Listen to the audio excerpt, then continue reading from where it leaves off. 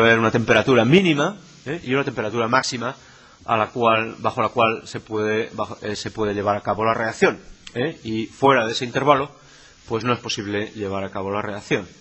¿De acuerdo? Pues bien, es bastante sencillo el reexpresar este valor entero, simplemente formando el cociente, como veis, eso os da la proporción, digamos, de hasta dónde se llega con ese valor entero, y después, con una transformación lineal muy simple, se consigue un valor situado dentro del intervalo en cuestión. ¿De acuerdo? O sea que bastante transparente, pero esta es una de las representaciones pues más frecuentemente utilizadas cuando, ya digo, se plantea el problema de la optimización de un sistema que depende de distintos parámetros que se pueden manipular. El fenotipo aquí sería ese valor real. Bien, entonces en este problema, ya digo, tan habitual, pues conviene un poco situarnos qué es lo que se está tratando de hacer el algoritmo genético en comparación con otras técnicas bastante habituales en el contexto de optimización.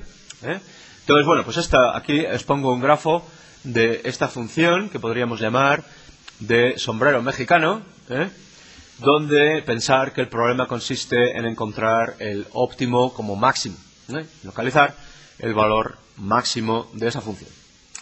Ahí, como esos puntitos rojos, podéis visualizar la población en un instante dado. ¿De acuerdo? Es decir, todos esos individuos que en este caso se sitúan sobre el plano base, es decir, cada individuo sería un par x1, x2, ¿de acuerdo? Según sus coordenadas en el plano base. Lo que ocurre es que en este grafo pues se han dibujado con esas coordenadas en el plano base y además con la altura correspondiente al valor de la función. ¿De acuerdo? Bien, con lo cual podéis ver cómo en efecto se sitúan, bueno, pues hay una gran mayoría que se sitúa a lo largo de ese anillo periférico que representa un máximo local, o si queréis, una ristra de máximos locales. ¿De acuerdo? Todos esos puntos alrededor del borde del sombrero mexicano son máximos locales en tanto en cuanto si os situáis ahí y os movéis en cualquier dirección, pues necesariamente se produce un decremento. ¿De acuerdo? Así que atendiendo a la información local, pues diríamos que esas serían buenas soluciones, porque no se puede progresar a base de pequeños movimientos. Sin embargo, pues está claro que esos máximos locales no son la solución óptima del problema, ¿vale?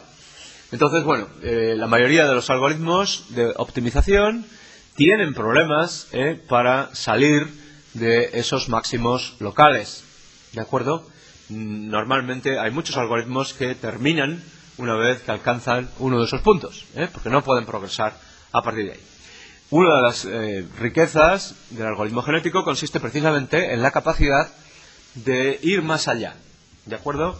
De hecho, esta misma idea de tener una población, en vez de contar solamente con un individuo, pues sugiere que esa población se va a distribuir de una manera más eficiente a lo largo y ancho de todo el espacio de posibilidades y que en algún caso va a ser capaz algún individuo de localizar, de situarse en la región que interesa, en la región central de la copa del sombrero, si queréis. ¿De acuerdo? Bien, aquí en este otro gráfico se ilustra el mismo proceso que hemos visto antes, pero ahora de la forma en que lo vemos nosotros desde fuera, viendo en acción un algoritmo genético con esa representación tan básica basada en cadenas de ceros y unos, ¿de acuerdo? Así que en esta parte de aquí, en la parte izquierda, pues veis una población de tamaño L grande, cuyas cadenas, con individuos representados mediante cadenas de longitud n. ¿De acuerdo? Esto puede codificar, como hemos visto, un solo parámetro del problema de optimización o varios. ¿De acuerdo? Bien, entonces el aspecto importante es la evaluación de estos individuos, ¿de acuerdo? O lo que aquí figura con el nombre de score o la puntuación, ¿de acuerdo? A cada uno de ellos le corresponde un número, como veis, que refleja lo bien o lo mal que lo hace. ¿De acuerdo? Acto seguido, una de las formas de proceder a la selección consiste en ordenar de mejor a peor estos individuos, ¿vale? Así que aquí, en este segundo grafo, en esta segunda tablita, pues se ve la misma población, pero organizada por orden, según la evaluación. Y ahora, típicamente, serían seleccionados los mejores individuos, y esos mejores individuos, como veis, se expanden de alguna manera para dar lugar a la nueva generación, ¿de acuerdo? Individuos que están basados en los mejores de la generación anterior, ¿de acuerdo? Nuevas cadenas. ¿Tenéis alguna pregunta sobre este procedimiento básico?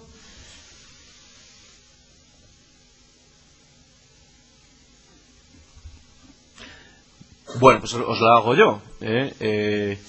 Por ejemplo, esta selección de aquí garantiza de alguna forma, pensáis que debería o no debería garantizar el que, por ejemplo, este individuo, el primero de todos, con una puntuación de 92, fuera parte también de la siguiente población. ¿Me explico? No sé si ha quedado clara la pregunta.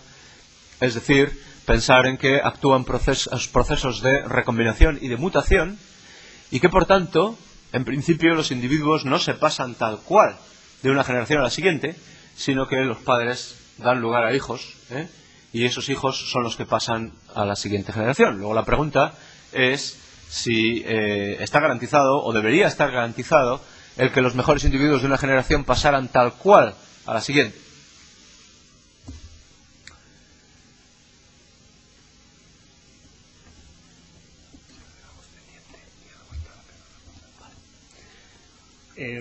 Vamos a dejaros con la pregunta planteada y, como en otras ocasiones, paramos en este momento 10 minutos. Esperamos, por favor, que a menos 10 pasadas, más o menos dos minutos, pues que todo el mundo esté de nuevo en sus asientos. Pensad sobre la pregunta que os ha hecho Jorge y enseguida volvemos.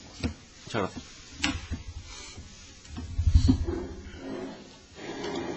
Muy bien, pues ya estamos de vuelta. ¿Tenéis algo que comentar sobre la pregunta que habíamos dejado en el aire?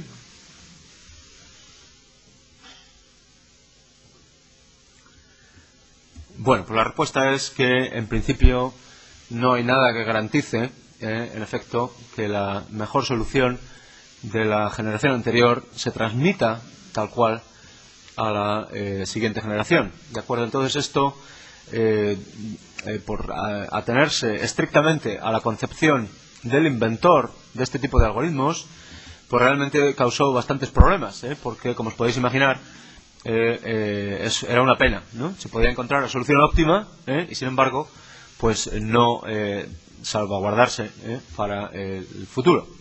Así que un cambio importante, que hablaremos en algún momento después, en la concepción de este tipo de algoritmos, radica en este detalle, ¿de acuerdo? Es fundamental mantener el mejor individuo o los pocos mejores individuos tal cual de una generación a otra. No se puede perder esas buenas combinaciones. Bien, entonces vamos ahora a ver con un poco más de detalle los operadores de recombinación y de mutación, empezando con el operador cruce, ¿de acuerdo? Este es con esta representación nos aproximamos a lo que es el cruce en la naturaleza, ¿de acuerdo? Entonces, bueno, pues tenéis, físicamente se produce una aproximación entre las dos cadenas genéticas, y una parte de una cadena pues se separa y se adhiere a la otra parte, como sugiere el dibujo. Bien, entonces es la misma idea, la vamos a utilizar en nuestros algoritmos genéticos, ¿de acuerdo? Por ejemplo, aquí tenéis un caso en una representación pues abstracta, donde los genes son las pequeñas franjitas de color, y los dos individuos en la parte de arriba son los padres, ¿de acuerdo?